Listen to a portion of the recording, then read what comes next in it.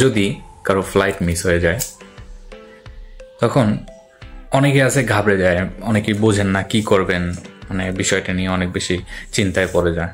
তো তাদেরকে এটাই বলতে চাই যে আপনি যদি এখন যে 3টা বিষয় নিয়ে আলোচনা করব, যদি এই 3টা কাজ করেন তাহলেই চলবে, আর কিছু করার দরকার নেই।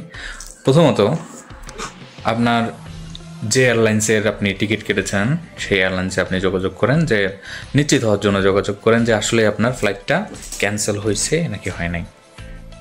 দ্বিতীয়ত যেটা কাজ করবেন সেটা হচ্ছে, আপনি যেখান থেকে টিকিট কাটছেন, কোনো ট্রাভেল এজেন্সি কিংবা কোনো মক্তব থেকে আপনি টিকিট কাটছেন, সেক্ষেত্রে আপনি সেই অফিসে আপনি যোগাযোগ করবেন, যেখান থেকে টিকিট কাটছেন সেখানে যোগাযোগ করবেন, ইনশাল্লাহ তারা চেষ্টা করবে সমাধান দেওয়ার।